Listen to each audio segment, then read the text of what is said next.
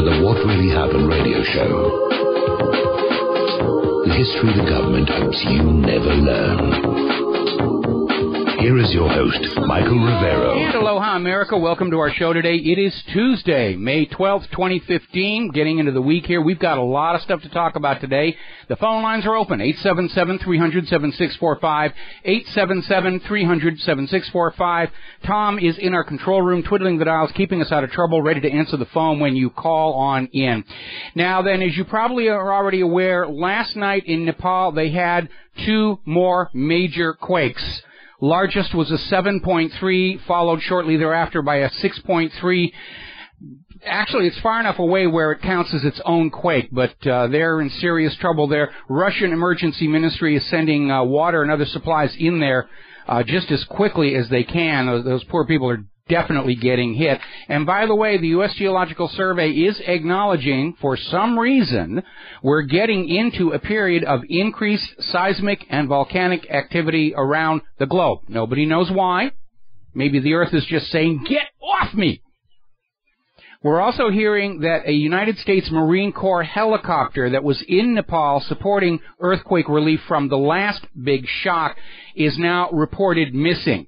It's a UH-1Y Huey, and it had 6 U.S. Marines and 2 Nepalese soldiers, and apparently disappeared over Sharakot, Nepal.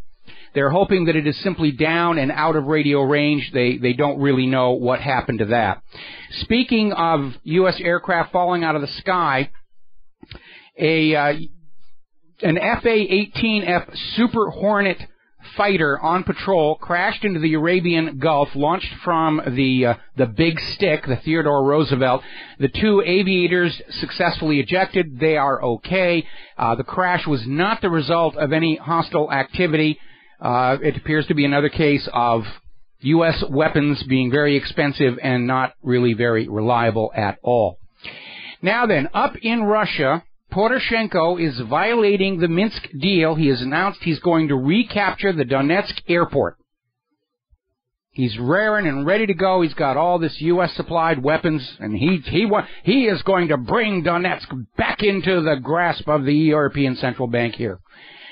Meanwhile, just hours before the scheduled 5-day ceasefire in Yemen, Saudi-led jets targeted ammunition dumps near the Yemen capital. So they're running it right up to the deadline. Story out of Government Slaves. Christians are joining forces with Muslim group Hezbollah to fight ISIS in Lebanon. Everybody's fighting everybody. I think they need a scorecard. Whose side are we on this week? Al-Qaeda used to be bad. Now they're our allies. And everybody's switching side back and forth trying to gain the advantage. And, of course, the idea that they're fighting in ISIS in Lebanon is nonsense. What they're doing is getting ready to take over Lebanon. And Israel's certainly eager for that to happen because they still want that Litani River. I think the U.S. understands that the world has awakened to this game of covert overthrow of a government and replacement with a foreign puppet. And, if anything, they're accelerating. We know that they're up there with the color revolution in Macedonia. They can't even get out of the mess in Ukraine, and they're still out there. Let's knock over these countries. What the U.S. policy is right now, they're trying to lock the world into a new economic order centered on the United States of America before the dollar implodes. Because once that happens, nobody's going to want to do business with us. That's what's behind the Trans-Pacific Trade Agreement, the Trans-Pacific Investment Partnership. That's why they were pushing for fast-track authority. The good news there, the fast-track authority failed its test vote in the Senate. Now, over in Saudi Arabia, who is all of a sudden our friend going into Yemen to teach those Yemenite people that they have to accept their U.S. puppet ruler, under the new Saudi king, he's out to prove that he's a tough guy. He's a hard leader. And apparently they're going to be crucifying 3 dissidents on Thursday. Actually, 1 dissident, and then it's going to follow up with the other 2 who happen to be young kids. But this is their idea of the hard line, and it's sort of interesting how the American media continues to cut Saudi Arabia a great deal of slack for these barbaric punishments. Now, meanwhile, the United States Senate unanimously passed 90-0 a resolution demanding Iran release Americans. And the big story is Iran has these Americans. They should release them. What they're not telling you is these 4 Americans have been arrested for espionage charges inside Iran. And I guess the U.S. figures Iran ought to treat American spies the way the U.S. treats Israeli spies, which is, let them tour Disneyland and then send them home very quietly. Because that's what the U.S. did with those Mossad agents who were arrested cheering and clapping and high-fiving when the World Trade Towers came down. But these Americans at issue are all being held on espionage charges. And the Senate doesn't care about these 4 guys. It's just another way to try and say, ooh, look, Iran is the bad guy here. Now, over in Israel, Netanyahu's new ultra-hard-right coalition is not wasting any time carrying out its promises to simply get rid of the Palestinians. Apparently, Israeli authorities have issued new demolition orders to Palestinians living in East Jerusalem, which is under the UN partition plan supposed to be their territory. The Israeli court has ordered the owners to destroy their own homes themselves and pay for the demolition, and added fines of 49,000 shekels, which is $12,000 U.S., on top of it. Israel has gone into these Palestinians' homes and said, you must tear down your home, pay us $12,000 and get out. All of this illegal under international law. Now, as I mentioned earlier in the show, the color revolution in Macedonia is underway. We were reporting yesterday how already the civil discord has been linked to U.S. aid, which is a non-governmental organization that acts as a front for the CIA to go into countries to cause unrest, to bring down the legitimate government and open up a power vacuum into which is inserted a U.S. puppet. This is why Russia kicked U.S. aid out of Russia. They were caught funding opposition groups and trying to stir up trouble. But now they're grabbing Macedonia, just one after the other after the other. I am absolutely certain that future history books will say that World War III was underway at this stage, early 2015. World War III had started, had been running quietly. We don't have the big bang of the assassination of Archduke Ferdinand or the attack on Pearl Harbor yet.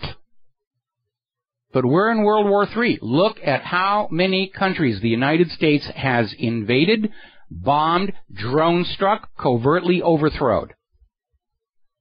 Multiple fronts on 2 continents under U.S. military doctrine. That is a world war.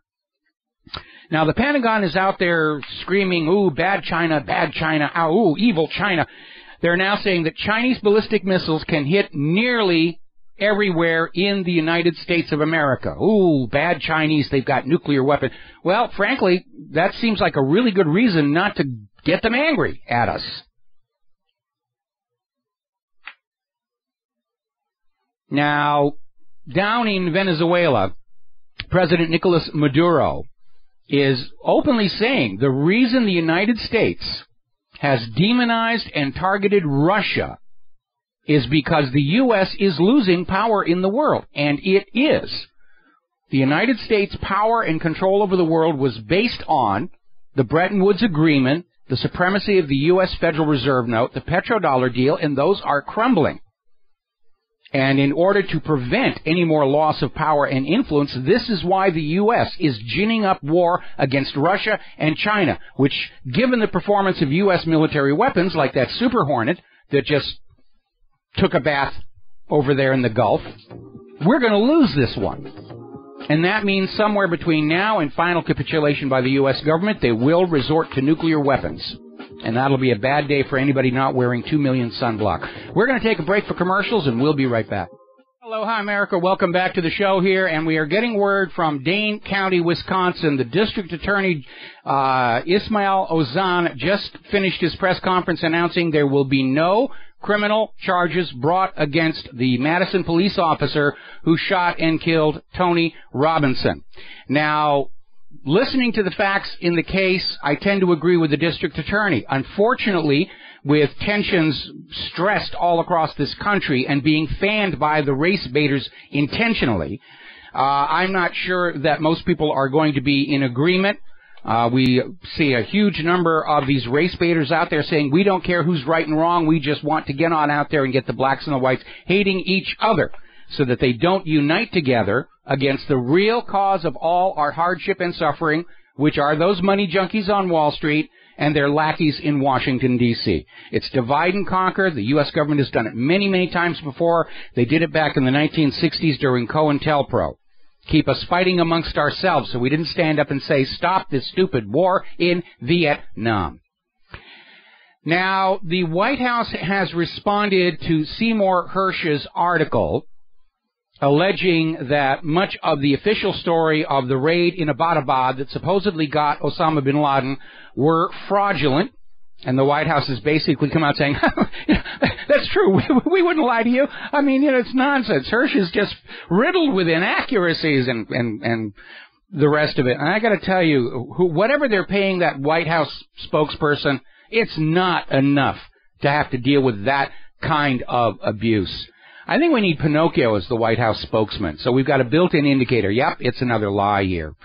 So the White House is in deny, and the big surprise is apparently NBC News has been running their own independent investigation about what happened in Abbottabad, and they have come out confirming what Hersh said in the article. It was Pakistan who had this guy in the house, under their control. And the White House swooped in to grab him to try and claim the glory for getting Osama bin Laden. Now, none of these, NBC or Hersh, will take that next step to asking the obvious question, was that really Osama bin Laden in Abbottabad? Of course, we know the answer is no. The real Osama bin Laden died in December of 2001 of natural causes. His funeral was reported in much of the foreign press. Even Fox News at one time reported bin Laden was dead, then pulled back because a live bin Laden is much more useful to wag at you. But now NBC is confirming that part of the story Hersh did put out there. But neither Hersh nor NBC are taking that next step, which is the next logical step. That wasn't bin Laden. Or they would not have killed him and dumped his body in the ocean to cover up the goof. Probably what happened is the Pakistan authorities had this guy in the house. We now know that what triggered the White House action was somebody calling in, trying to collect that $25 million reward, saying they've got bin Laden hidden in this house in Abbottabad. The U.S. stages the raid. They go on in there. They grab the guy. They realize it's not bin Laden. And instead of saying, whoopsie, our bad, they shoot the guy, throw him in the ocean, and they flooded the Internet with all of these very hastily done, poor quality fake photos to make it look like they'd gotten Osama bin Laden. And frankly, it was poor quality work. Back when I was teaching computer animation at UH, if my students had turned in work that poor, I would have flunked them. Yes, it was a rush job. But they're out there trying to thrash around. They're trying to support the core of the story that was bin Laden, but that's being chipped away at. Because we now know that Obama was lying about at least part of the story. How do we know he wasn't lying about the whole thing, top to bottom? Big, gigantic goof followed by a face save. Same thing that happened in Benghazi here. And they're still out there pushing terror, terror, terror, terror, terror, lone wolf, lone wolf, lone wolf. And a story coming out of the Daily Mail in Great Britain. Former CIA boss says terrorists can bring down American passenger planes at will. Well, given Boeing's quality lately, I think they're going to start falling out of the sky anyway. But they're pushing this thing. They're trying to get you all ready so that when there's a big bang, you will say, oh yes, it must be the terrorists. It could not be anything else at all. I will believe what the government wants me to believe. And we live in a world of false flags. It's not a question of what does the government and corporate media lie about. They're lying about everything. You're not getting any truth out of that corporate media, except the weather report and the sports scores, and they're not even all that good on the weather report. We'll be talking about that a little bit later on here. So let's move over to the world of economics. China and Russia are shifting more and more of their account settlements to direct ruble-yuan transactions. They are stepping out of the dollar-dominated global banking cartel. That's the real reason both Russia and China are now on the United States government's special high-interest targets list. Because the United States got lazy after the end of World War II. They had all this money pouring in because of Bretton Woods, and they kicked back and said, well, we don't have to manufacture, we don't have to grow things, we're getting a piece of the action of everybody else's global commerce. We're going to be rich without having to do anything for it. Sweet deal. And now, of course, the entire U.S. financial system is dependent on the continuation of this scam, which is why they're out there trying to arm twist all these other countries into the Trans-Pacific Partnership, the Transatlantic Trade and Investment Partnership. They're basically reaffirmations of Bretton Woods, with a lot of other junk thrown in there to protect the GMO companies. And frankly, I don't think they're going to get these other countries to sign on to these treaties, fast track or not. Now, Josh Bolton is making the rounds on the media, and he too is pushing terror, saying that terrorists may attack before Obama leaves office. We're going to dump the blame for this one on him. And we are coming up, of course, on the Memorial Day weekend, propaganda opportunity. They're pushing this lone wolf meme so that they've got a ready-made excuse why, if there is another Big Bang, why didn't NSA find it? Oh, no, it was a lone wolf. No way the NSA could find it. Well, then let's shut down the NSA. More and more people are saying that here. Greece is effectively in a state of default to the IMF. They're using their special drawing right reserves to pay back the earlier loans. In other words, every bit of money that is being given to Greece to keep it working has now gone back to the IMF to make that last payment. Greece is now without funds to operate. And everybody's saying 1 month at the outside before Greece has to make the choice between defaulting and leaving the Eurozone or just admitting defeat and going back to being the slaves of the money junkies. We're going to take a break for commercials, and we'll be right back. And aloha, America. Welcome back to the show. We're talking about the economy. We're talking about Greece is in serious, serious trouble. Now, yesterday, there was a story circulating about how Russia has invited Greece to join the BRICS banking system. And it was picked up, carried a lot of places. The original site for the news was supposed to be Bloomberg, but I can't find it at Bloomberg. Now, Bloomberg's not denying it. It just seems to have, if it was ever at their website, it's been taken down. But they're kind of trying to low-key this. Obviously, if Russia has extended such an invitation to Greece, Greece would be foolish not to accept. Because what the European Union, the ECB, and the IMF are offering Greece is little more than guaranteed slavery for the rest of your life. Any deal coming from Russia is going to be superior, and they'd be well advised to look at it. Of course, that might result in another color revolution and another civil war like they did in Ukraine, because that was Ukraine's crime, refusing to enslave their people to the European Central Bank, daring to want to have a deal with Russia. That's what led to the U.S. covert overthrow of Kiev, January of last year, and the subsequent civil war.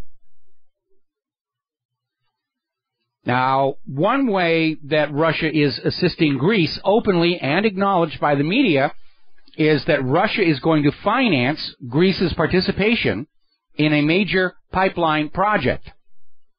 And the U.S. is already over there telling Greece, no, don't you do business with Russia. Don't you dare do business with Russia. Bad things will happen to you if you do business with Russia. And I'm sure Greece is saying, what do you mean bad things? Look at where we are now. What more can you do to us? Nuke us? The U.S. says, don't give us ideas. So the U.S. is out there trying to prevent Greece from getting involved with this Russian-Turkish pipeline project. The U.S. attitude toward Greece is, look how hard we worked to put you into this economic mess. You think we're going to let you out without a fight?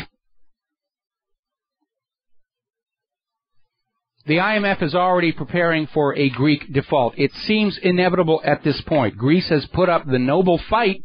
They have strip-mined their own people, their social services, for funds, pensions, everything, to give to the money junkies, and it's still not enough. Greece's only option really is to say, it's odious debt, we're writing it off, we're going to go and join the other side of the world. Now, there's an article over at Zero Hedge, pardon me, surge in VIX volume reflects huge interest in owning market crash protection. And they're basically talking, and this is also coming out of Bloomberg, $100 million worth of options pegged to the volatility of U.S. equities were traded in a single split second. $100 million worth. Now, these are derivatives. These are financial instruments that pay off if the stock market tanks. Somebody somewhere is betting on an imminent market crash. Now, up in Canada, the Canadian people are starting to really become aware of what a raw deal they are getting at the hands of their government and banking system. And along with the Comer situation, there's another scandal that has come up. De Beers, which has the world monopoly on diamond production, has a mine up in Canada. They have an operation there, De Beers Canada, and it owns the only diamond mine in the province of Ontario.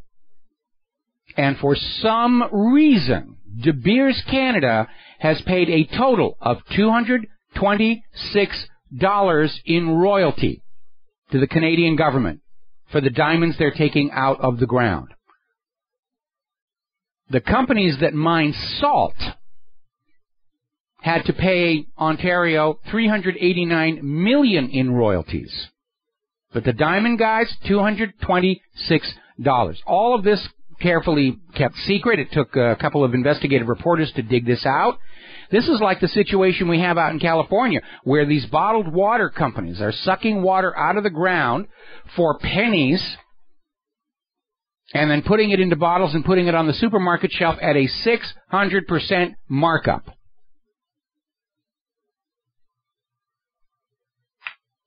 With the complicity of the government. Oh, no, we're not going to provide water to you for 5 cents a gallon here. You go to the store and get it for $30 a gallon. That's prosperity. That's stimulating the economy to make you pay more money for less.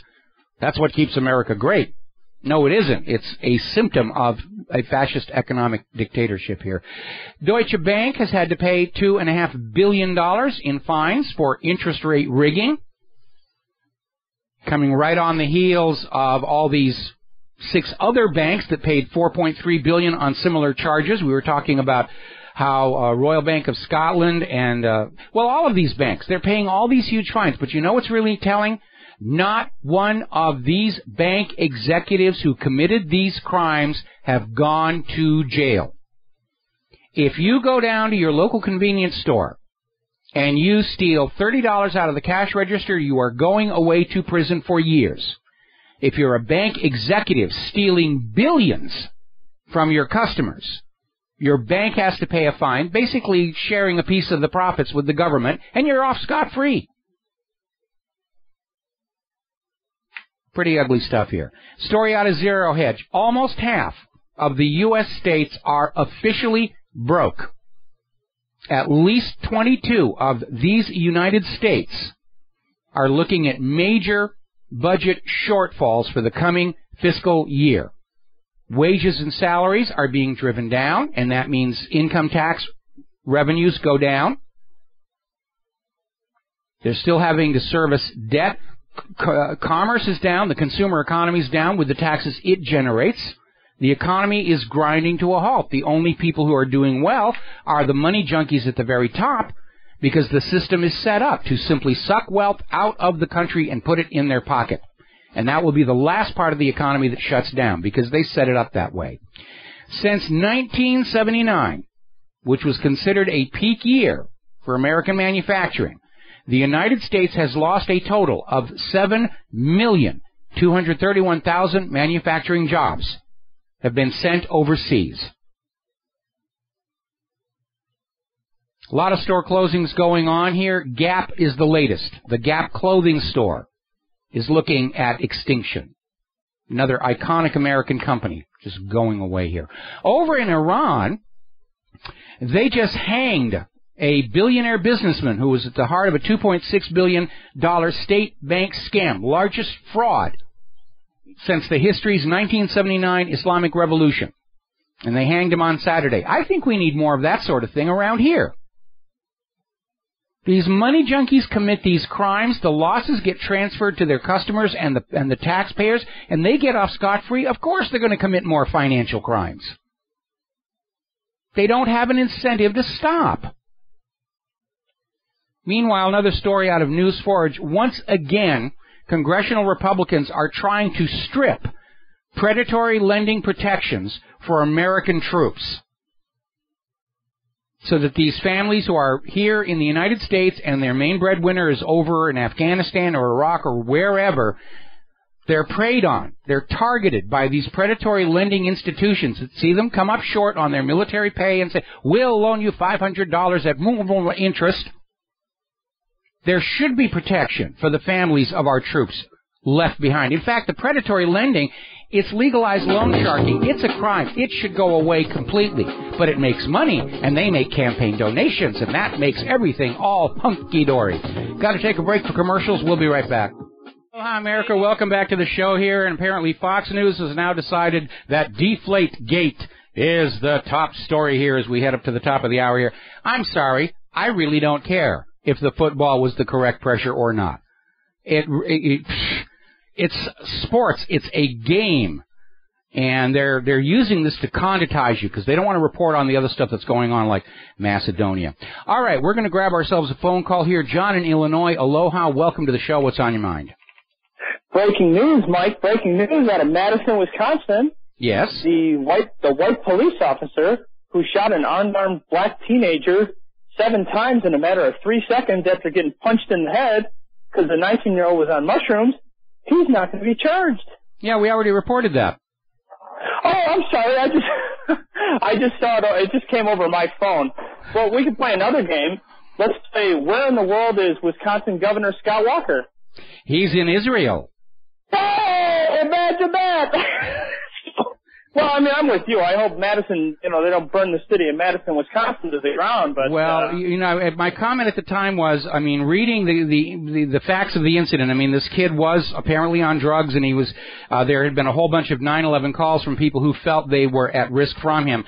So I have to, in this case, agree with the district attorney's decision. However, with the country in this fever of race baiting, where they're trying to just fan up these racial tensions, it is entirely possible that this is going to have repercussions. And I did note during the press conference, the district attorney was, daubing his face with a handkerchief. He was sweating. He knows that there might actually be a backlash. But to all of my brothers out there of all colors, okay, please don't fight each other. It's exactly what the federal government wants you to do.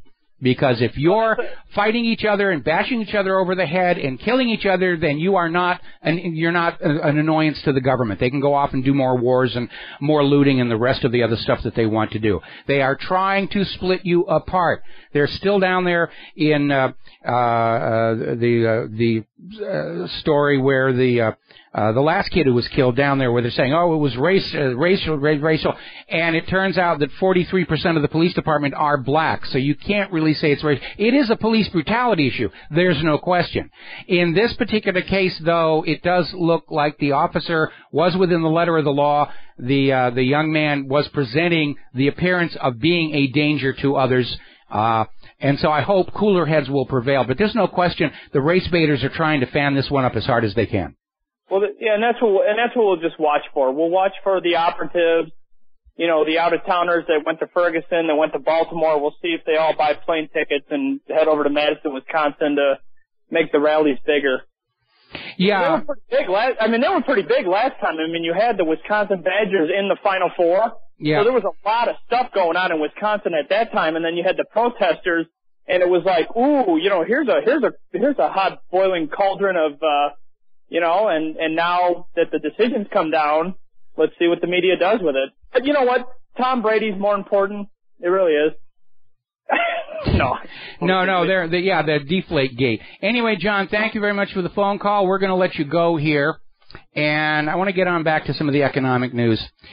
This is a cool story coming out of Great Britain. This was being reported in the Mirror, and for once we're seeing a judge who's got some common sense. Now, basically, these two adults, Paul Barker, Carrie Barker, it's a couple, were recorded on closed-circuit TV going through a pile of food at the back of a Tesco, which was past its expiration date and was supposed to be thrown away. And they got arrested for stealing food that was going to be thrown in the trash bin. Now, this couple, they're out of money, like so many other people who are victims of the money junkies. The money addicts have got it all. And please keep in mind, this pile of food they were going through was all past the expiration date, where the stores are not legally allowed to sell it. The store was getting ready to throw it in the trash bin. And still, these two got arrested. And it got to court, and to his credit, District Judge Roger Elsey slammed the prosecutor for even bringing this in, saying, how are they expected to live? Now, because technically the Barkers were in violation of the theft law, the judge had to give them a wrist slap. Conditional discharge. No financial penalty, no jail, go home, take care of your kids. Here in Hawaii, Claire and I are involved in 2 separate food programs. We have gone to the local supermarket to see if we cannot arrange some kind of a food rescue for products that are just past the expiration date. Because the expiration dates are based on the food staying fresh and appealing. And they're very short to encourage people to throw more food away and go and buy replacements for it. But for certain categories of food, it's still safe and good to eat long after the expiration date is over. And we said, if you're going to throw it in the trash bin anyway, can we take it? And they said, no, because the policy of the supermarket is, if they give away the expired food, it discourages people from buying new, fresh food from inside the supermarket. Which is stupid. If people are able to afford fresh, new food, they're going to go that route. But that was the policy that they had. Anyway.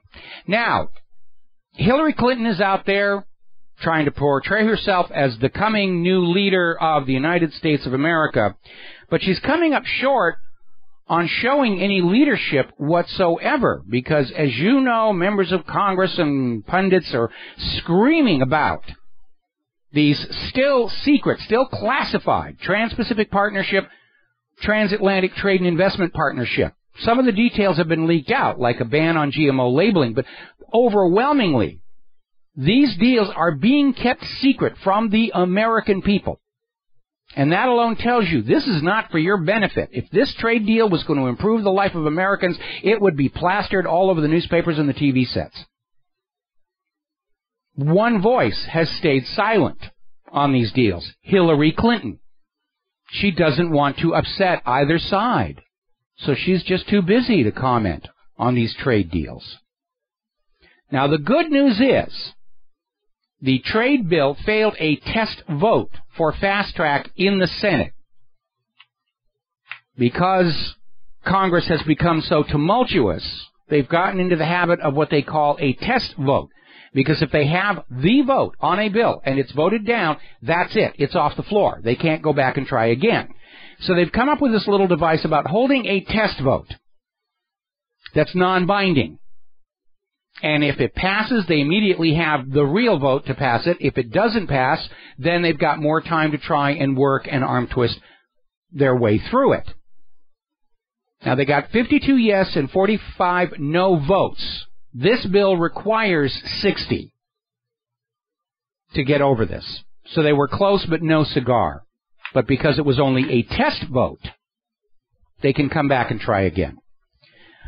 By the way, somebody has totaled up the cost of regulatory compliance here in the United States of America. When the government passes a rule or regulation, there's always a cost associated with it. A filing fee, something that you have to buy, install, add to your car, your building, your place of business, placards on the wall, all of it costs something. The total cost for the American people to comply with all of the federal government regulations in the year 2014 came to $1.88 trillion with a T dollars.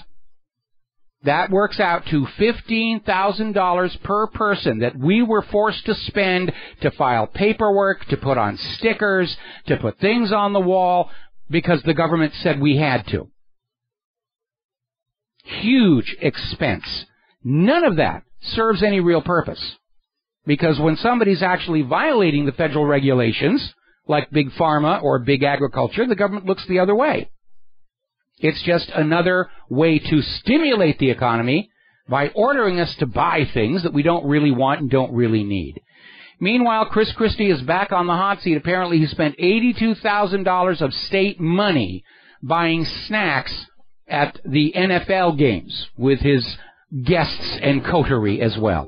Got to take a break for the news. We will be right back. Oh, hi, America. Welcome back to our show. Hour number 2. The phone lines are open, 877-300-7645. And speaking of the British elections, and a reminder that allegations of massive election fraud continue to swirl around the aftermath. The new Tory cabinet conservative government is already on the move, and it's not looking good for the British people. David Cameron is already out there saying that they're going to drag Britain into the European Union fully, and there will be no more Scottish independence referendums. Sieg Heil, Sieg Heil, Sieg Heil. Story coming out of Russia Today. Tories tighten the noose of anti-trade union laws. They're talking about taking away the right to strike. Apparently, these measures will be introduced in the government's first Queen's speech. Another article coming out of RIMF.com. Tories at war with BBC. And apparently, there's concern because of license fee skeptic John Whittingdale was appointed to Cameron's cabinet. And saying the government may actually be at war with the BBC because the BBC has, on occasion, challenged the official story.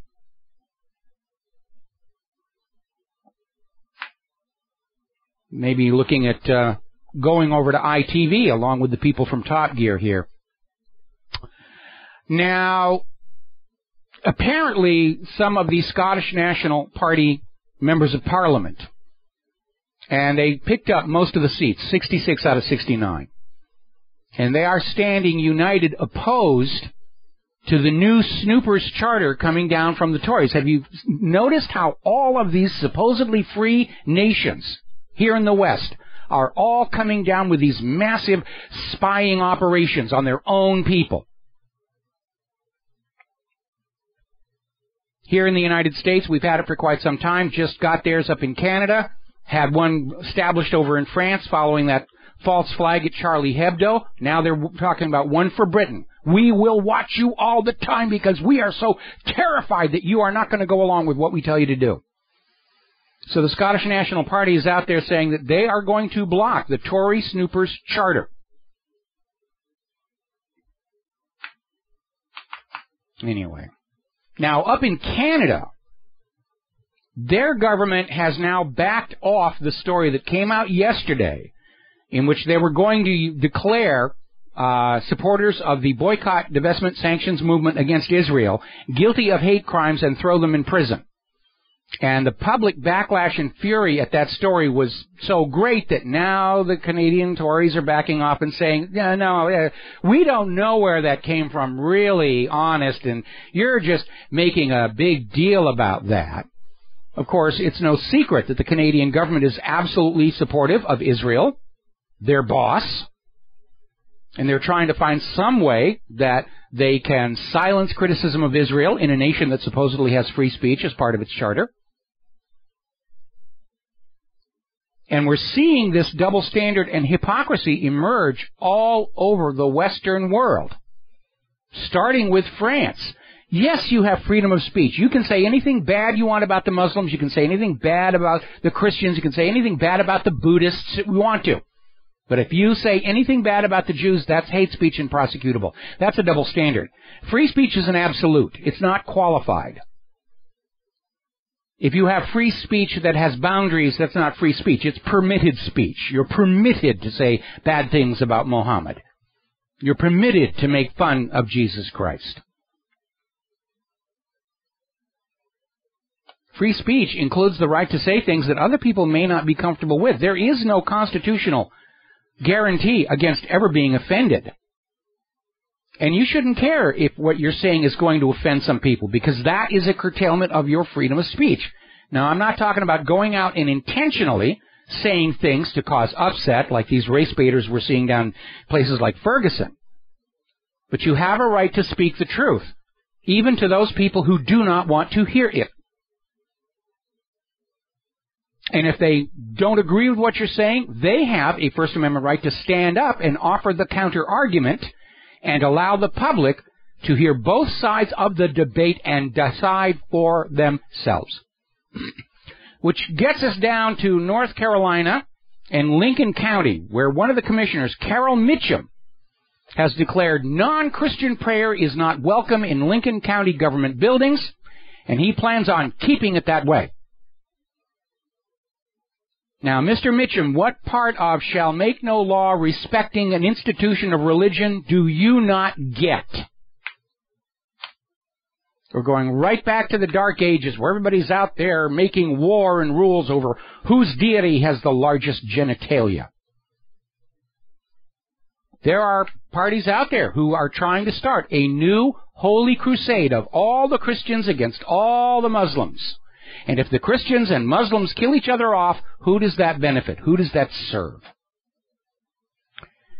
Now, back up in Washington, D.C., Senator Rand Paul and Senator Ron Wyden are planning to filibuster any attempt by the Congress to renew the Patriot Act. And obviously, we agree with that in theory, and it certainly will not harm Rand Paul's chances for president to take a stand against the NSA surveillance. But this is a feel-good, sound-good moment here, because the NSA will continue spying on you, regardless of the law. They were breaking the law all the way back in the 1980s with the Echelon program. They've been breaking the law all along. Intelligence agencies, as part of their culture, think that they're above the law. And if they end the Patriot Act, if they actually pass laws saying, the Fourth Amendment is the law of the land, it's only going to lull you, the American people, into a false sense of privacy so that you don't take steps to protect your business secrets from government looting. Because from the 1980s up until Edward Snowden, most Americans had that false sense of privacy. Oh, I'm protected by the Fourth Amendment. The government's not peeking into my life. Yeah, they were. And there's no reason for them to stop doing it now. Acts of Congress are rather pointless and impotent at this stage. The only way the NSA spying will be stopped is for those data centers to be stripped of all hardware, sold as surplus, burned to the ground, and everybody who violated the Fourth Amendment be tarred, feathered, hanged, drawn, quartered, burned, and the ashes peed on by a rabid wombat. Then we can maybe start to think that we've gotten this spy crisis under our control. All right, back to the phones. John in Barbados, aloha. We only have a couple of minutes. What's on your mind? Hello, Michael. Yeah, the Scottish election, this massive victory by the SNP. I believe if you look at the local newspapers, not the national newspapers, but the local newspapers, what they're saying is, we've got the vote, we've done it, we don't need a referendum, just declare independence. Get rid of them. Throw Westminster out. They're going to stop the SNP voting in the Westminster Parliament on English laws, so, okay, you're gone. And then we're going to have they'll dig up Edward the Longshanks and send him back in to reconquer the place here. And there'll be another war. The globe is being set on fire in this war between ordinary people and the money junkies. Well, the other thing that's appeared in the UK, Michael, is T-shirts. And emblazoned on the front is, I'm a friend of Palestine. And on the back is the Star of David with a big red line through it. That sounds good. I'd wear one of those. Okay? Yeah, so the people are not in tune exactly with our political masters. That's why the political masters are spying on us to the extent they are. They know they have lost control over what we think, know, and believe. Got to let you go, John. Got to take a break for commercials. Back with another phone call after these few words. And aloha, America. Welcome back to the show here. And Fox is still going on about sports. We're going to go back to the phones here. Keith in Montana. Aloha. Welcome to the show. What's on your mind? I don't know if I should say moo or what. Hello, Mike. Howdy. Hey, I want to talk to you a little bit about history here. You know, in the early 1900s, whenever the economy dropped, the labor strikes started. And, of course, those were quickly put down. When Hitler came to power, he did away with the unions. Margaret Thatcher did away with the unions. And we see Scott Walker over there doing away with unions and stuff. But this is a common thread that whenever people try to organize themselves, or there's an organizer like Martin Luther King and stuff like that, those people, and this is a common thread to how corporate America works, you know. Well, you know, we're always told that all of these conflicts are all about, you know, black against white, women against men, this country against that country, communism against socialism. But really, it always comes down to the ongoing permanent state of warfare between the haves and the have-nots. Because the haves always want to have more. The have-nots just want to have a decent standard of living, and the pendulum keeps swinging back and forth between a world in which everyone has a reasonable share of life's blessings and worlds in which the wealth is concentrated so tightly at the top that the rest of the system just locks up and starves. And we're heading into that latter one, unfortunately. And there will be a backlash, I hope a non-bloody one, but at this point, you know, as long as our world is ruled by people who are just hopelessly caught up in their money addiction and absolutely convinced that the imaginary playmate in the sky meant for them to own it all, sooner or later there's going to be a violent backlash. It's just like John F. Kennedy used to say, those who make peaceful revolution impossible make violent revolution inevitable. And he was absolutely correct. Yeah. One other thought on your comment about the last comment on wombats. Yes. I think someone should add to that, you know, since we are nonviolent people like that, that it should be, that these actions should be taken place under constitutional law through the courts and stuff like that these people are tried, convicted, and then sentenced, you know.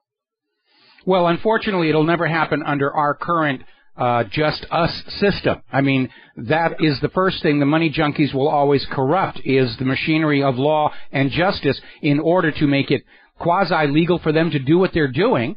And to make any opposition to them a crime, just like we saw with, all these efforts to basically allow Israel to go on stealing Palestinian land and criminalize protests against it. Yeah. I just sent you an article from Veterans Today there. It's about Germany changing their position on Israel because of the two-state solution. It's kind of an interesting article. I will take a look at that. All right. Anyway, Mike, my best to you and Claire, okay? All right. Thanks an awful lot. We're going to let you go. Now, a little bit of good news on the front for privacy, maybe kind of.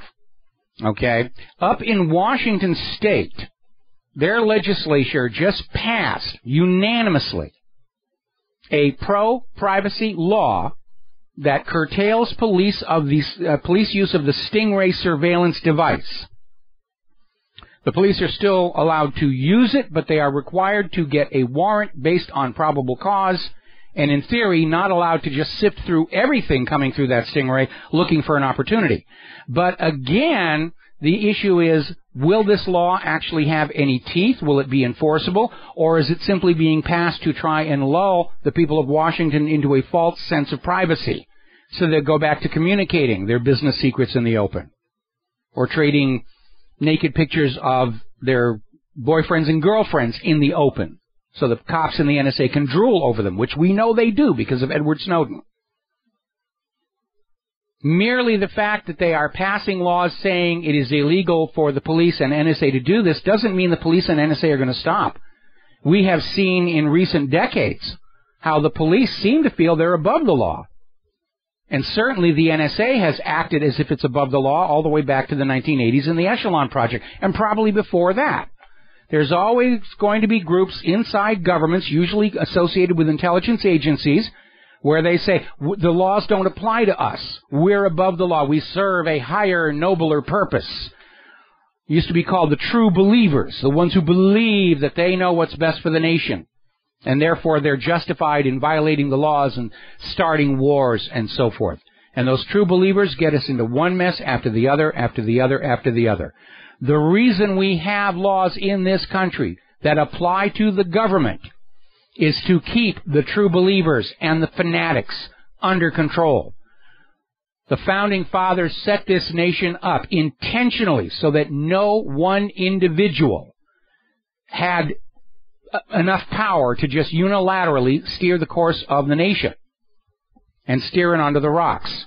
Power was supposed to be diffused all across the society onto the state governments. The state governments had more power than the federal government when this nation was set up. And the Constitution says those authorities not specifically enumerated to the government belong to we, the people. Now then, we have been talking about the decline in audience for the corporate media, the decline of trust. We were talking about that Harvard University study that found only 2% of Americans aged 18 to 29 think the corporate media is trustworthy.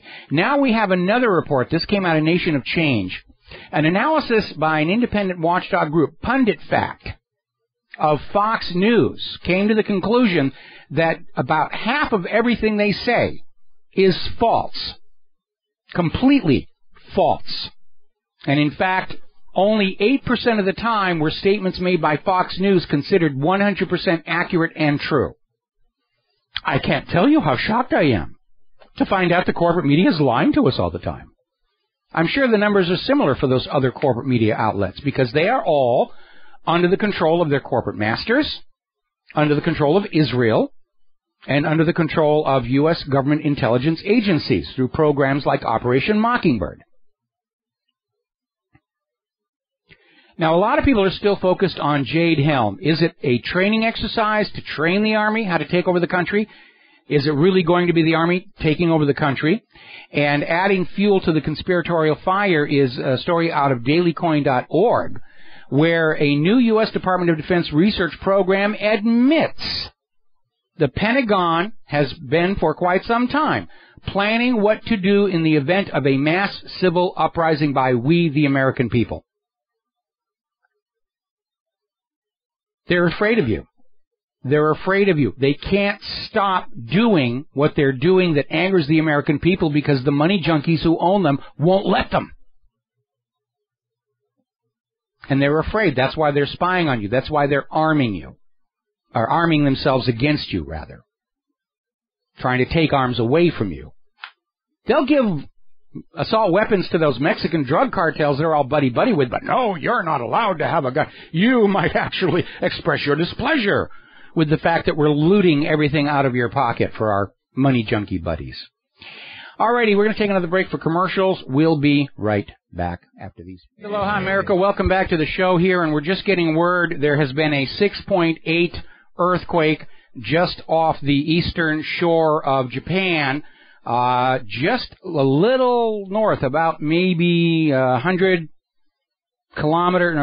miles north of the ruins of the Fukushima nuclear power station. So they just got a good shaking and a good rattling. We'll be keeping an eye on that. No tsunami warning for the Pacific coming out of that either. Now, here's a fun story. As you know, it is usually a great deal of enjoyment for us to find a politician who espouses a particular position, only to find out they kind of go the other way. We've had all of these members of Congress who were campaigned on and elected on being anti-gay, and then we find out they're actually gay themselves. Well, now we have this kind of fun story over in Detroit, where an anti-gun Democratic lawmaker was arrested after shooting his former wife's car with a shotgun while completely naked after the ex-wife had driven over to confront him and his new girlfriend. And so the anti-gun attitude of the Democratic lawmaker is, it's okay for me to have one, but you can't be trusted with it. And yet we find it is the gun grabbers who are actually the more dangerous people. It's like the quote from Hillary we were talking about yesterday, where back in 2014 she was equating gun owners with terrorists and saying that anybody opposed to gun control was obviously pro-violence, which is nonsense, because if you go to any gun store, everybody in there is polite, respectful. Contrast that with Black Friday when those doors open at the Walmart. Those are pro-violence people. Now, over the last week, we've been reporting about how more and more fast food companies and supermarkets are starting to clean up their act. They're responding to the public demand for chemical-free, GMO-free food. Chipotle's, a couple of others like that. Apparently, McDonald's has stated as their new corporate position, along with bringing back the Hamburglar, that'll improve their business, that they feel it's more important to keep their prices lower than to provide healthy food. Because after all, the American Psychiatric Association has said anybody who wants to eat healthy food is really suffering from a mental illness. And McDonald's does not want to reinforce that orthorexia nervosa condition that's out there until somebody's got a pill for it. So they're basically going the other way, and I think they're going to pay a huge price for it. Now, over in Germany, there's their largest home improvement store chain has just announced they are going to stop selling any product containing glyphosate in their 350 stores. And they figure that their remaining inventory will be gone by September 30th, and they will not allow it in ever again. Bermuda has gone one step further. The government of Bermuda is now banning Roundup and glyphosate from the island completely, as of right the heck now. Another major water main break in Los Angeles, adding to their water woes over there. And here's a very bizarre story. Up in Wyoming, they just passed a law making it a crime to take pictures of water or lakes or stream, even Yellowstone, with the purpose of giving it to any kind of a federal government agency. In other words, they're outlawing citizen scientists. The law is written so bizarrely. If you took a picture of sunrise over Yellowstone Hot Springs and then you sent it in to a federal website, like a photo contest sponsored by the National Weather Service, you're technically in violation of this law. You could go to jail for 1 year for taking a picture of Yellowstone Lake and submitting it to a federal government's photo contest. Now, what's going on is that Wyoming has a major problem with their quality of water. And they are very upset over the number of Wyoming citizens who are going out and taking water samples or taking pictures of the contaminated water in order to send to public interest groups and the federal government. And they just decided, instead of going to the effort of actually cleaning up the water and dealing with the problem, which is primarily E. coli contamination, they're just going to pass a law saying you can't take pictures of it. And we have seen more laws like this across the country, where it's now considered industrial espionage to take pictures of slaughterhouses to report on the inhumane techniques used on those food animals. They don't want to fix the problem. The corporations want to go on doing what the corporations are doing. They're trying to criminalize people wanting to do something about it. I would argue that taking a picture of a contaminated stream in Wyoming and sending it to the federal government is an exercise of your First Amendment right to freedom of speech.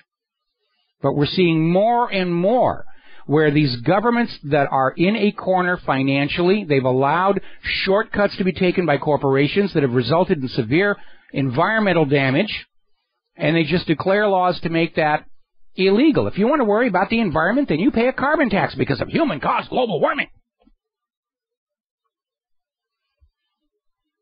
Now, under the category of extreme overkill on the cusp of psychosis, there is this professor over in Great Britain.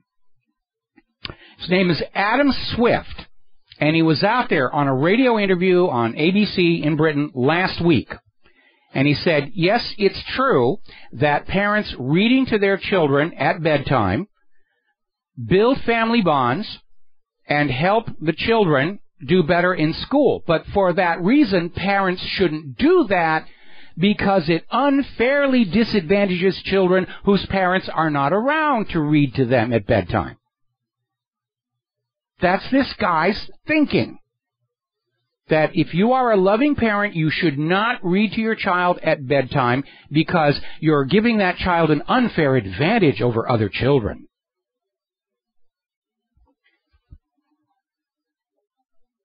Now, the issue of equality is a thorny one.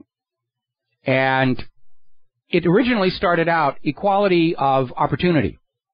But that's very hard to prove that you've done that. And so governments take the shortcut, equality of outcome. And equality of outcome is never about pulling the bottom up because that's too much work and cost. It's always about pulling the top down. And that's exactly what this guy's doing. Same thing as Common Core. We can't make the dummies act like they're smarties, so we'll just cripple the smarties down to the level of the dummies. I mean, can you imagine Adolf Hitler going into German homes and telling the parents, you're not allowed to read to your children at night? No, he didn't do that. He knew better. And another thing Hitler never did was go into people's homes and tell them what flowers they can and cannot grow. But if you're in the European Union, get ready for that. We're not talking about farmers, commercial farms, or for-profit. We're talking about private gardens in the home. The European Union will tell you what seeds you're allowed to use and what you are not. It will be forbidden to trade or even gift non-allowed seeds, meaning the heritage seeds, the ones not manufactured by the GMO companies. Not even Hitler went that far, going into the art saying, you cannot have that daffodil. Send the daffodil to the gas chambers, say Kaiser. The dictatorship has just gone right over the edge. We'll be right back. Aloha, America. Welcome back to the show here. We're talking about the overreach of government. It's been coming on slowly, but it's reached a point where I think most people have to step back and say, what the heck is going on here? And even as we talk about the drought in California and other places, we're seeing how the state, the dictatorship, is working to make you dependent on corporate providers of water, like they're doing in California. They're taking the California water out of the ground underneath the Californian people, put it in a bottle, and selling it back to them at a 600% markup. So there's this article over at Natural News talking about how rainwater collection is being criminalized in the United States of America to solidify our dependence on corporate providers of water. Enforced dependency is slavery. And they're talking about this guy, Gary Harrington of Eagle Point, Oregon, who had rain barrels out on his property collecting rainwater. In Oregon, all the water is considered the property of the state. The state owns the rain, the state owns the air, the state owns the soil. You own nothing, you Schweinhund. And he's facing a 30-day jail sentence and fines of more than $1,500 for catching the rain that falls from the sky. The government now thinks it owns the clouds. That is complete nonsense. And again, enforced dependency is what led to the American Revolution. King George III forced the colonials to be dependent on the Bank of England for their currency, borrowed at interest. forced the American colonies to buy tea and other imported goods only from the British East India Company at high markup, forced the American colonies to buy fabric from the knitting mills at Manchester and Leeds, until finally the American colonists decided they wanted to get out of being forced to be dependent on people they really didn't like, that were taking advantage of that dependency with high prices. And that's why they call it Independence Day. Don't call it Freedom Day. Don't call it We Kicked the British Out of Our Lives Day. It's Independence Day. The day when the American people decided for themselves whose tea they would buy. Or, in the case of the American colonies, coffee. The American people said, we can set up our own knitting mills. We can build our own factories. We can make what we want for ourselves. We don't have to be dependent on anybody, and that includes that Bank of England. When the government forces you to be dependent, they are enslaving you. That dependency is your slave chain. And they're trying as hard as they can to slam the gate shut and lock it before you wake up and realize what's going on. So getting on to human-caused global warming. Winter Storm Venus brings heavy snow to the Rockies and high plains. And they're talking about basically all over Mother's Day weekend. It was snowing out in the American West. Snowstorm in Dakota breaks records. This is over the weekend. Storm dumped more than 8 inches of snow on southern North Dakota, more than a foot on western South Dakota's Black Hills over the weekend. In fact, we had another report saying it was 18 inches. Continued on into Monday morning. Snow was making travel hazardous. This is May 12th. We're getting this here. Another article is saying what so many other people are saying over in Rapid City Journal. They're saying snow in May? Talking about snowstorm dumped 10 inches in certain areas. They had to cancel or rather postpone an event called the Great American Cleanup. They've had to move that back.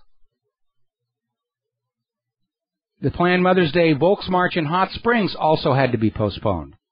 Snow brought down tree limbs here. Now, here's a little tongue-in-cheek story. Snow in Calgary, how residents are accepting the blame. And basically, the story is about how residents of Calgary are saying, it's our fault. We were expecting spring and summer to be here. We left the Frisbee out on the lawn. We listened to Al Gore. We're to blame for the fact that there's still snow.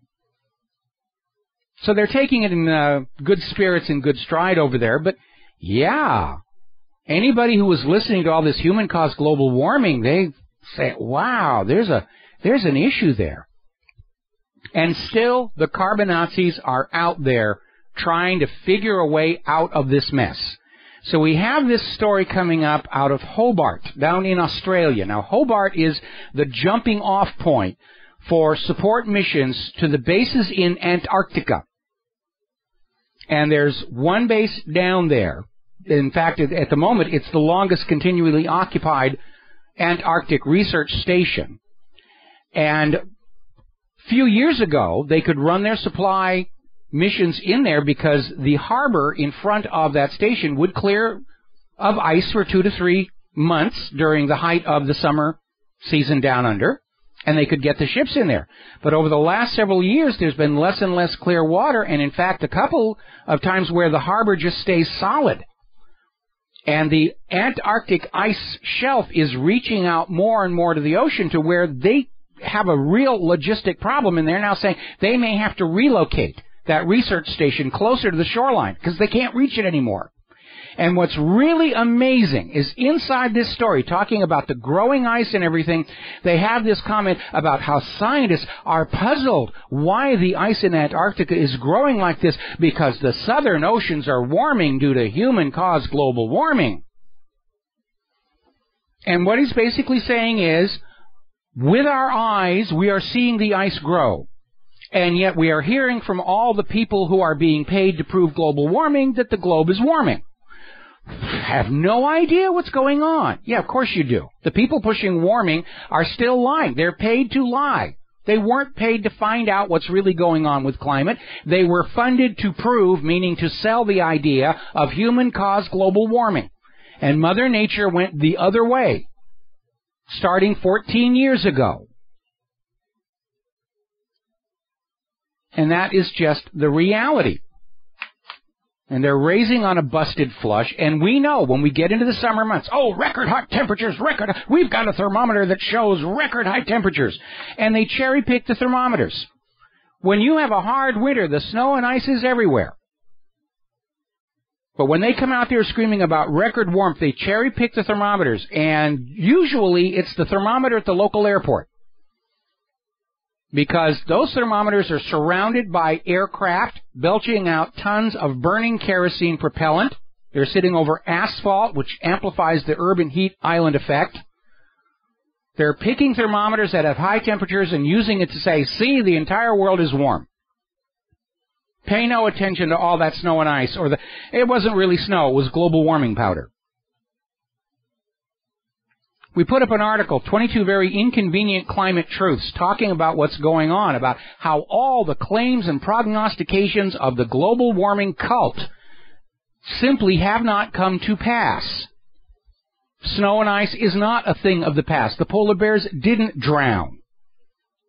They found out that the sensors indicating the rise of the ocean were located on land that was itself subsiding. When they put more accurate elevation meters using GPS, they found out, the ocean isn't rising after all. The land was sinking.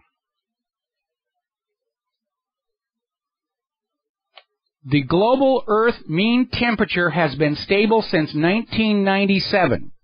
The global mean temperature oscillates up and down in regular, predictable 60-year cycles. We just came off one of the peaks.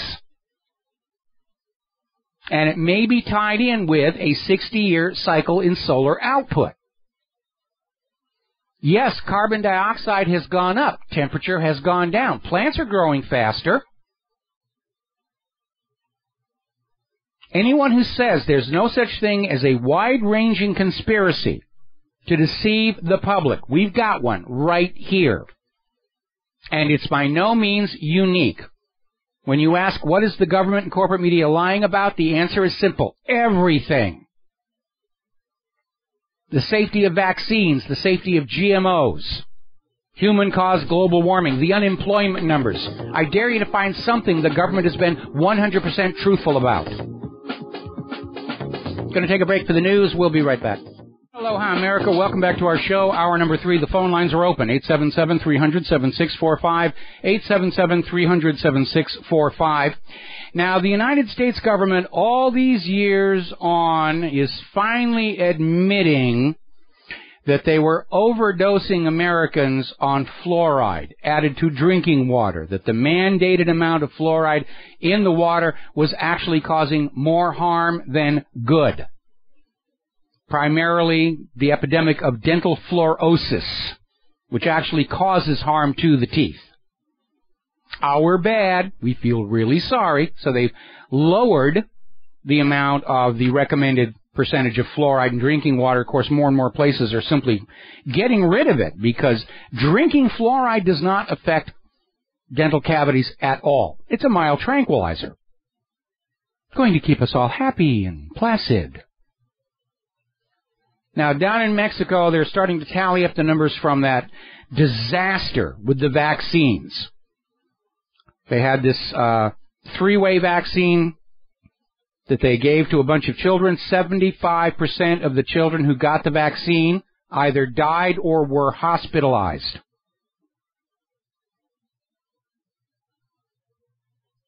But the government insists they know what medications you should take. They know what plants you should grow, what foods you should eat, how you should live your life. Total draconian control. By the way, I'm looking at this story over in governmentslaves.info, talking about how Obama Trade, which is the new colloquial name for the Trans-Pacific Partnership, the Transatlantic Trade and Investment Partnership, in addition to cementing in place a new Bretton Woods economic order, is also appears to be implementing much of the United Nations Agenda 21. in which basically you will have no rights whatsoever. Food is going to be controlled by corporations and by government, which gives them the ability to use it as a weapon to enforce compliance. You will agree with fearless leader or you will not eat tonight. Talking about literally making alternative health care illegal. No more herbs, no more supplements, no more nano silver. You will go to the guy in the white lab coat for $200 a visit, and he will write you a note for what we, the government, thinks you ought to have for whatever it is that ails you. And I'm not happy with that, because right now in the United States, medical mistakes are the third leading cause of death after cancer and heart disease. Obamacare has been an absolute disaster for ordinary Americans, forced to buy more expensive health care policies with sky-high deductibles. Most Americans will never get to use their Obamacare policies during the course of a normal year because of those deductibles.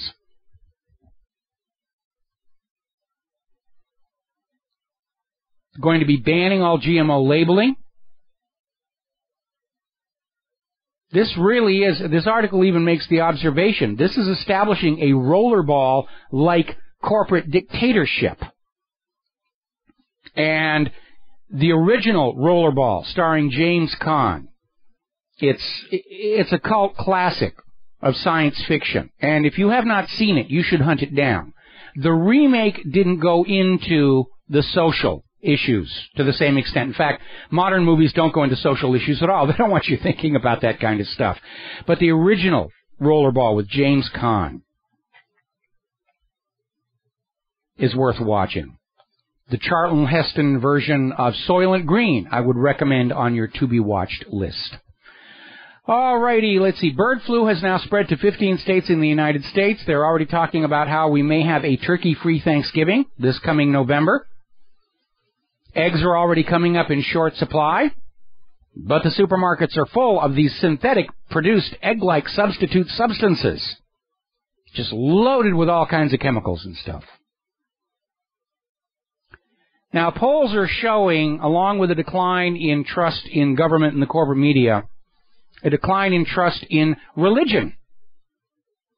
There are now fewer religious people in the United States of America. Only 70% of the population now profess a religion. The rest either call themselves atheists or agnostics, drifting away from religion.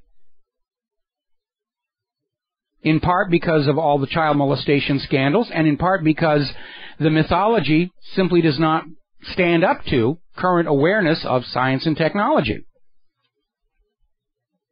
Religion has been surviving by saying, no, pay no attention to science here. We torture those scientists to death to get them to agree with, you will believe that a cosmic Jewish zombie who was his own father rose from the dead and can make you live forever if you symbolically eat his body, and telepathically say that he is your master so that he can remove this evil influence from your life that is only there because a woman made from a rib was convinced by a talking snake to eat from a magic tree.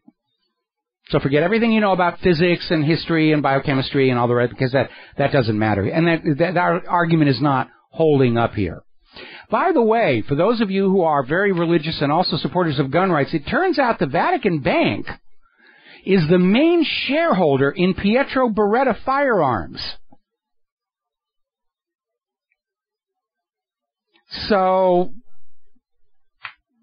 yeah, I mean, we're all about peace and all, well, except during the Inquisition and the Holy Crusades and the witch burnings. But setting all of that aside, the church is all about the religion of peace, and they own the lion's share of one of the largest arms manufacturers in the world. Alrighty, let's see. Down in Nicaragua, they've granted approval for the Russian alternative GPS satellite system to have a ground station. A lot of countries got very nervous becoming dependent on the U.S.-based GPS, because then the U.S. can use the threat of disconnecting it to exert political control over these countries. The Russian system is known as GLONASS, managed by Russia's Federal Space Agency. It is a parallel to the GPS, and more countries are starting to turn to it. Now, despite the recent problem with the Progress 59 robotic supply ship, Russia is moving ahead with their space program. They're building a huge new cosmodrome in Siberia, and it is being built with an eye toward Russia eventually sending a manned mission to the planet Mars. It is huge. The photos are very impressive. Russia is looking towards the future while the United States is desperate to drag the world back to the 1950s and 1960s.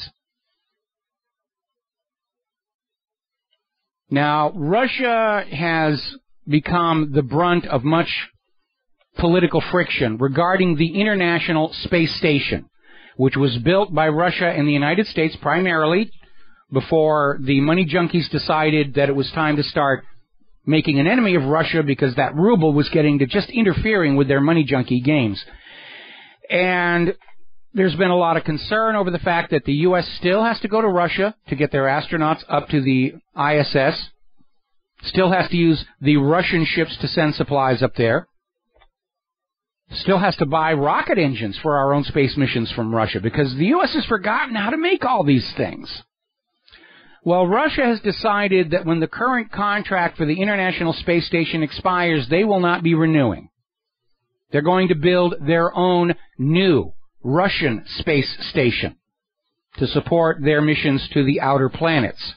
And that means without Russia on board the ISS, if the U.S. has not rebuilt its own space launch capability for low Earth orbit, the ISS is just going to be an abandoned piece of space junk. And apparently, let's see. We got to take a break for commercials. We'll be right back. Aloha, America. Welcome back to our show. We got some callers on the line. I'm going to get to them in just a minute, but I first want to mention we've been monitoring the sea level data buoys, and over by Japan, they are showing displacement, indicating that a small tsunami was created by the Japan quake. Now, in deep water, the displacement is a little under a meter. Of course, when it gets into shallow waters, it can be a little bit more. It's not a monster tsunami. There's still no warning here in Hawaii, but there was obvious ocean displacement from this quake here. All right, we're going to grab a call. Glenn in Philadelphia. Aloha. Welcome to the show. What's on your mind? Hi, Mike. I don't know why you're surprised about the Beretta firearms thing. Who do you think owned the company that made the holy hand grenade of Antioch? Absolutely. Then shalt thou count to 5. 3, sir. 3. All right. Thank you. 1, 2, 5.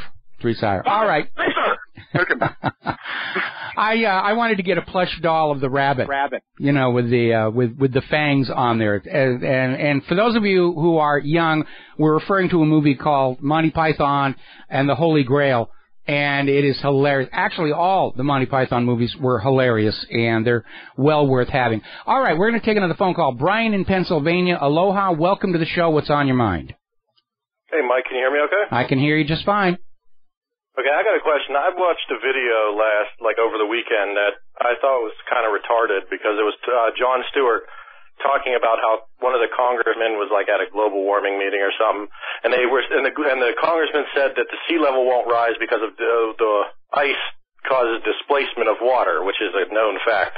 Okay, and then Jon Stewart had to make fun of it by putting a glass with some ice in. Then he started shoving ice into it real fast, and it overflowed and everything. Yeah. Meaning the ice in Antarctica, and Greenland was saying that it would overflow the world. But what I don't understand is, if everybody's so worried about the ice that's on Antarctica and Greenland, why are we not worried about all the tons and tons and tons and millions of tons of cargo containers that we're putting into the water?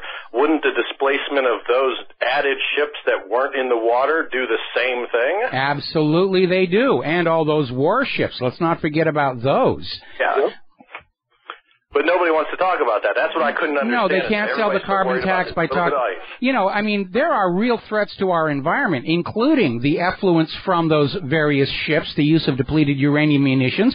But they don't want you worried about that. They're trying to decide for you. The threat to the world is you. You have to fix you, and we'll take care of the rest of that stuff. But it is complete nonsense. And every one of these hysterical claims put forward by the global warming cult to get you to go along with the carbon tax has been completely discredited, and still they're out there pushing this. They're spending huge amounts of money, millions and millions of dollars, trying to keep this thing going.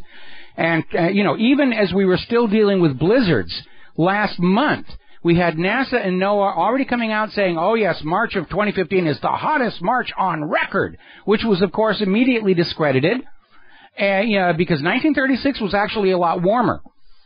And we continually find these carbon Nazis going out trying to re-edit Wikipedia to minimize the medieval and Roman warm periods.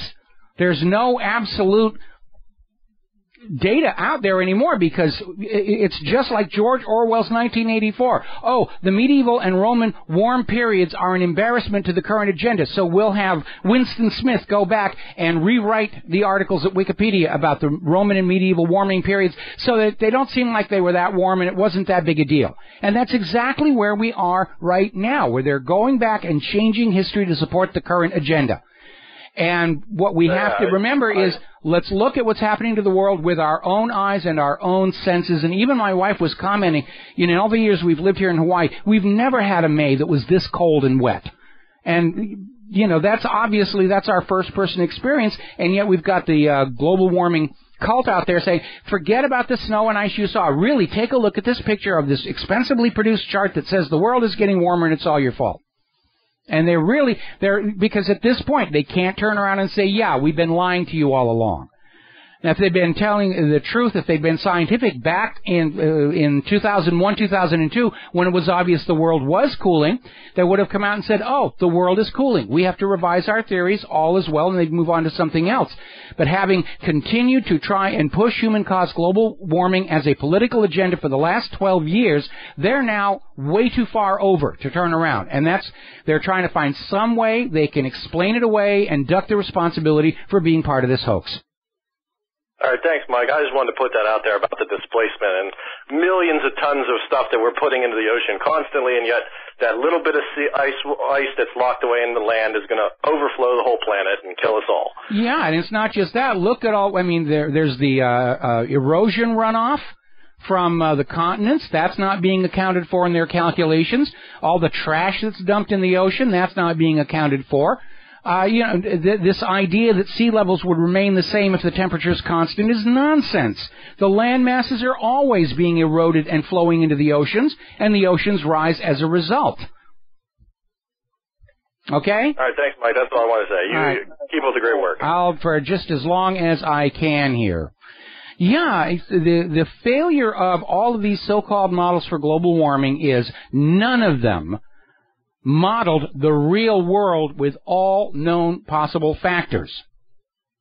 They created a theoretical, mythical reality where everything else was absolutely stable and unchanging. Solar output never changed. No thermal vents and volcanoes on the bottom of the ocean. None of that stuff was in there, and said, if we are doing this with plastic bags, will it have an effect? And the model would say yes. And then they'd come out and say, our model shows that plastic bags are warming the planet. And it's only accurate if the real world matches the models. But the models are never comprehensive. The models about sea temperature didn't take into account the unknown number of thermal vents on the ocean. The models about sea level rise did not take into account the tons of material washed into rivers and down to the oceans every single day. They just don't. They're incomplete. They were not designed to measure reality. They're designed to illustrate an assertion.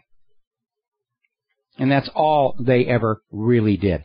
Now, I want to get back real quick to this story where Russia is proposing that the BRICS nations unite together to fund the new space station they're bringing on as a replacement for the ISS. So all the BRICS nations are basically going to launch their own space station, and the U.S. is not going to be invited. And they're planning on putting this up starting in 2017 through 2019. And they're building the Cosmodrome to do it. It's going to really happen. Go Russia. All right, we got to take a break for commercials. We'll be right back. Aloha, America. Welcome back to the show here. And Fox News is showing Bill and Hillary Clinton walking calmly down a woodland scene. All righty. Now then, about a week or so ago, the U.S. Surgeon General teamed up with Elmo from Sesame Street to convince little kids to beg their parents to get vaccinated. And I just put up an article from the CBC where they're now using the royal baby to convince everybody they've got to get vaccinated. Now, if vaccines were really beneficial, wouldn't they be using that to sell them? Like a car's MPG rating? You know, this car gets so many miles per gallon. That's useful information. But relying on image sales techniques tells us they know the vaccines are of dubious efficacy and documented harm. Look at what just happened down in Mexico. And still, CBC is out there pushing the vaccine agenda. Why? It makes big money. And CBC gets a lot of ad revenue from Big Pharma. Whether or not it's good for anybody, it's irrelevant. Just irrelevant. Now, a little bit of a footnote. As you all know, the Titanic sank over the night of April 14th, 15th, 1912. Now, prior to the 100th anniversary, a few years ago, there was an announcement of a company that was being formed to build a modern replica of the Titanic. Obviously, below decks, modern engines and equipment up to current standards, not making the mistakes of the original Titanic, but above the engineering spaces, complete, perfect replica. And people were lined up to be on the voyage, because the maiden voyage was going to be April 14th, April 15th, and they were going to follow the exact same course as the original Titanic and have a commemoration at the moment of the iceberg strike. It was all big to do. Well, apparently the company that put this plan together has been putting back the launch date. It's now adjusted to 2018. But there are suspicions being raised the whole thing was a gigantic scam, because the shipyard in China that was supposed to build this thing says they've never been given the go-ahead. All they've ever been shown is a proposal. The project has not even been started. And everybody's saying, where did all this money go, including all the pre-purchases of the tickets for that maiden voyage here? Very interesting stuff out there. Okay, another bankster has turned up dead. Murray Abbott washes up on a Toronto beach. And this was apparently a missing Morgan Stanley sales trader who disappeared a while ago.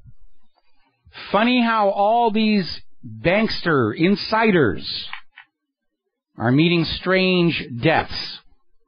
Well, this goes back to what I was saying earlier in the show about all these financial firms who are paying these huge fines for criminal activity, and yet the bank executives themselves never go to jail. They're not even charged or prosecuted.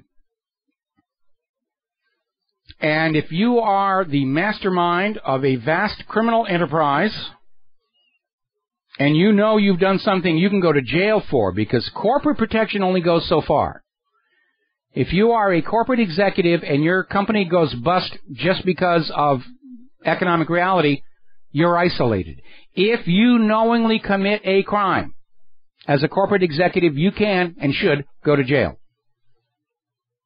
We know from all these stories about Barclays and Bank of England and RBS and all the rest of that, we know they're crooked criminal operations. And I think the explanation for all these mid-level bankers turning up dead, they're the cutouts. They're the ones who could link the criminal activity with the high executives. They turn up dead, obviously can't prosecute. Chain of evidence is broken. Over in Sweden, this is like right out of film comedy. Man tried to rob a bank, walked in, bank had no cash on hand, had to leave empty-handed. When they ban cash, that'll become the new reality. Store robberies will be gone. Bank robberies will be gone. The only one left to rob the American people will be the bankers themselves. Be an exclusive privilege of being a banker. We don't have to compete with real criminals, with street criminals anymore. It's just open season for the white-collar criminals.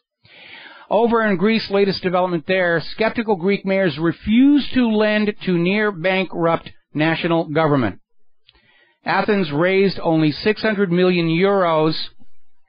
They were hoping to get 2.5 billion euros. It looks like there is no way they're going to be able to make that next payment.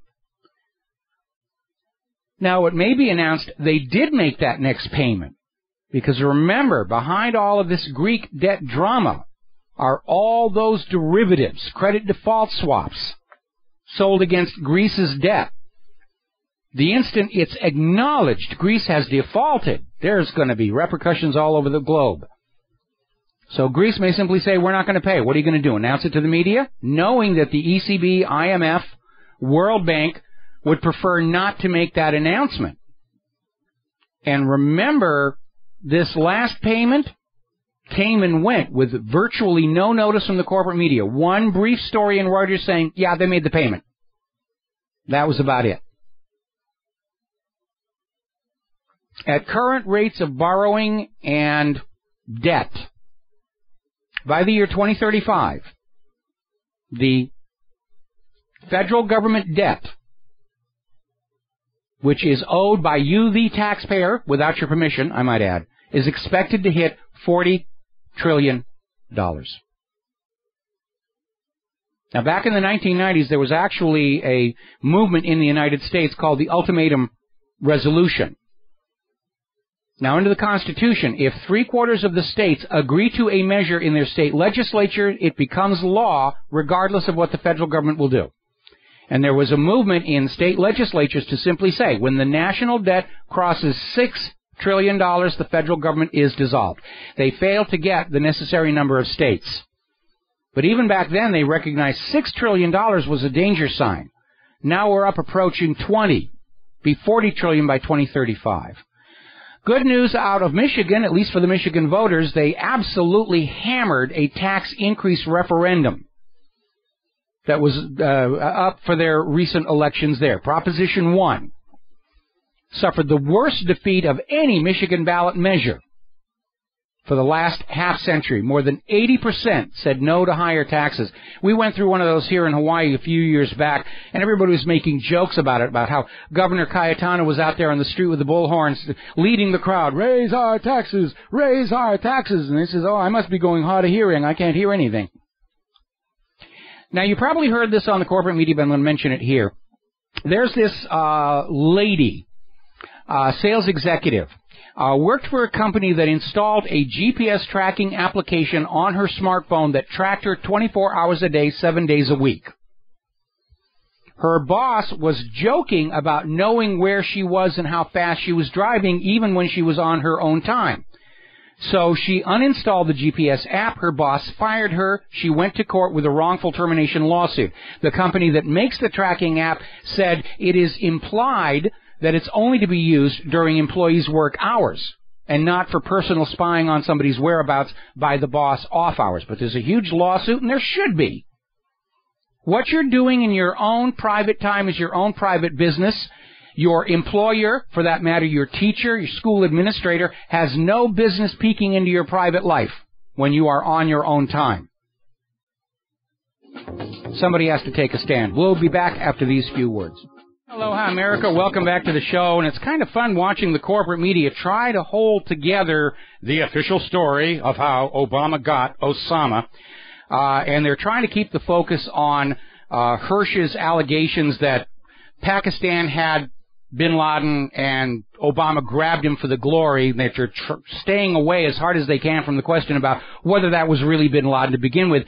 And yet, interestingly enough, a listener just sent in a story about the CIA myth that torture led to bin Laden is finally dead, does include, back in 2012, they were saying Israeli intelligence, Pakistan intelligence, and various other sources, including Benazir Bhutto and even Fox News, had said bin Laden was dead back then. Bin Laden died of natural causes December of 2001. Every Bin Laden since then has been a fake, which is why he kept getting younger and younger and less gray and looking healthier and healthier, even though he was suffering from a disease which killed him at the time of the last video of the real Bin Laden was being made. And they grabbed this guy in Abbottabad, took a look at him and said, this isn't Bin Laden. Nobody's going to believe this is Bin Laden. So they killed him and threw him in the ocean. So they could go home and say, well, we had him, but we left him in the ocean. You will believe as we tell you to believe. And they flooded the net with all those fake photos. And this is a call to Rivero's Rangers. I want you to go to that article. It's on the main page of whatreallyhappened.com. It's called A Gallery of Fake Dead Bin Ladens, and I want you to take that link and those photos, and I want you to send them to everybody that you know. And just add the comment, if Obama lied about the circumstances of the raid, how do you know he wasn't lying about who the raid actually killed? And let's just get that out there for people to look at and judge for themselves. Because, yes, this government lies to us. They lied about torpedoes in the Gulf of Tonkin. They lied about the Lusitania not carrying weapons. They lied about a Spanish mine in Havana Harbor. They're certainly lying about the unemployment numbers. And they lied about human-caused global warming. Now then. Yesterday, a lot of people were celebrating a court decision which declared the NSA's bulk collection of data exceeded its lawful authority. That's the good news. Today we've got a little bit of bad news, unfortunately. A panel of 11th Circuit judges overturned their own ruling from a case they had last year, U.S. versus Davis, in which they ruled that Davis passed cell phone location without a warrant, violated his Fourth Amendment right to privacy. The new ruling says Davis phone location data didn't belong to Davis. It belonged to the phone company, the third-party doctrine. And therefore, because the location data is in the possession of the phone company, they can get it from the phone company without a warrant. So at this point, I'm trading in my iPhone 5, and I'm going to go back to 2 Dixie cups and a waxed string for my communications, because 90% of my communications is with my wife anyway, and she's in the next room. So, anyway. Now, getting on back to the Vatican and the fact that they are the majority stockholder in the largest arms company in the world. The Vatican's chief exorcist, were you aware they still have exorcisms? And by the way, what happens when you don't pay your exorcist? You get repossessed. The Vatican's chief exorcist warns that practicing yoga is satanic. That's it. If you practice yoga, it's satanic. And apparently they're responding to uptick in reports of demonic possession all around the world, which are being blamed on not only yoga, but the Harry Potter novels and films. It's getting just a little bit out there. Okay. And here's what, I love this one. This is great. Over in Connecticut, there was this Roman Catholic priest, okay, was running a methamphetamine ring. And he bought himself a sex store with which to launder the drug money. Monsignor Kevin Wallen, 63 years old, got a 5-year sentence. The media calls him Monsignor Meth. So he was running a meth lab, owned a sex store to launder the money with. Reminds me of Carlin's commentary about religion, so forth and so on. We live in a world of fraud and deception. And unfortunately, because of that, fraud and deception are almost the only ways that people can become very rich and very powerful. Whether it's politicians lying during their campaign speeches, which they seem to consider as protected by the First Amendment. No, it isn't. The First Amendment exists to protect the truth from attack by the government. It was never intended to protect lies and liars. It was never intended to protect nude dancers or canvases with bovine poo glued to it. Although it's good that it does. But the First Amendment is there to protect the truth from the abuses of power. Because power always tries to hide the truth and substitute a lie for it. And over time, left to itself, left to the workings of government, all truth eventually becomes suppressed, and we live in a world of lies. There was a former, I think it was head of the CIA, who came out and said, our propaganda campaign will have succeeded when everything Americans think they know is a lie, and we are dangerously close to that right now. Our politicians view lying as simply a tool of the craft, to win your support, to get your money, to get your obedience. They have absolutely no guilt or shame about lying. They see it as a necessary part of the job and a privilege. And they lie all the time to stay in practice. I remember when Bill Clinton came out here to Oahu, and he was in the middle of his promises to America that he'd given up junk food. He was going to be healthy while he was the president. He'd given up junk food, and then we caught him walking out of the McDonald's over there in Kailua. And it's a little tiny lie, and you almost wonder, why bother with that? We all get a Big Mac attack.